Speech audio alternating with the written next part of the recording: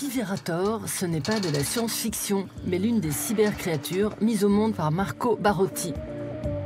Aldo, notre reporter garanti sans électronique, a rendez-vous avec un artiste italien, papa d'une véritable ménagerie de robots. Son but n'est pas de remplacer les espèces en voie d'extinction par des bouts de ferraille, mais plutôt de nous alerter sur leur disparition. Dis donc Marco, il faut une bonne dose d'imagination pour inventer ces animaux artificiels. Quand tu dors, tu rêves de moutons électriques? En fait, c'est vrai. Parfois, je le fais. Surtout quand je suis en pleine création.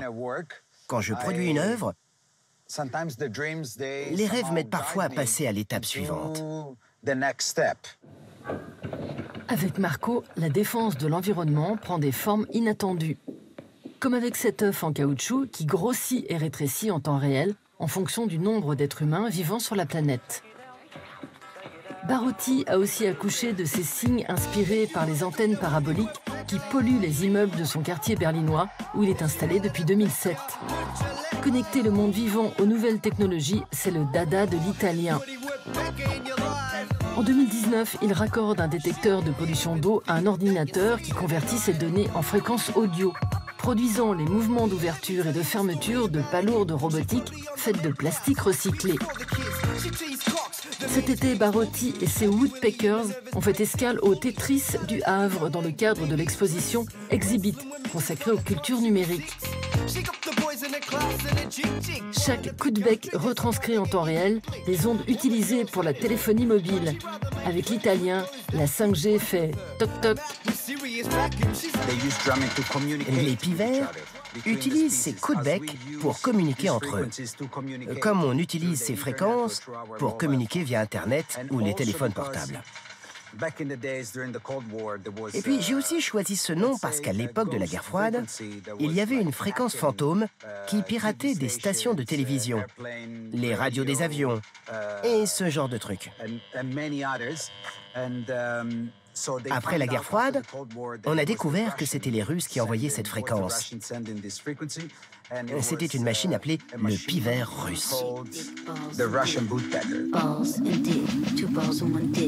Né en 79 d'une chanteuse et d'un guitariste, Marco suit des études à l'Académie de jazz de Sienne en Toscane, où il apprend à jouer du saxophone et de la batterie. S'il s'est éloigné depuis de sa carrière de musicien, le son n'est jamais bien loin dans ses œuvres. Ses premières installations sonores se font en collaboration avec le collectif Plastique Fantastique basé à Berlin et spécialisé dans les matières souples. Parmi ses créations, la plus impressionnante, Kamikaze Diver, une énorme capote de 10 mètres de long, conçue pour la chanteuse Peaches, sa voisine de palier à Berlin. J'étais curieux d'expérimenter d'une manière ou d'une autre la visualisation du son, en prenant différents matériaux et en les attachant à la membrane du haut-parleur, en jouant avec les infrabasses qui sont inférieures à notre perception auditive. Les matériaux oscillent et vibrent pour donner vie à une sculpture. Les sculptures deviennent non seulement sonores, mais aussi cinétiques. Elles bougent avec le son.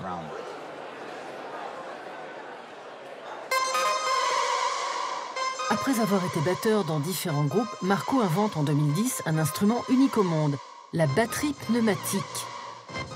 Grâce à des capteurs posés sur son beignet géant, il peut déclencher son et image.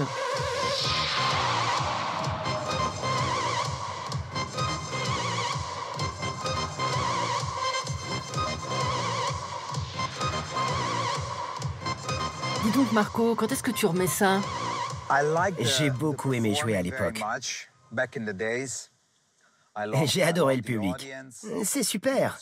Tu entres et puis, avec les tambours pneumatiques, c'était toujours très spécial. Parce que je me suis retrouvé tout seul. Je n'étais plus le batteur. J'étais le leader et ça a été la fin. C'était bien jusqu'à un moment, puis tout d'un coup, ça ne m'a plus touché. Dans l'art, si les choses ne te touchent plus, quelque chose ne va pas. Et tu dois emprunter une autre voie.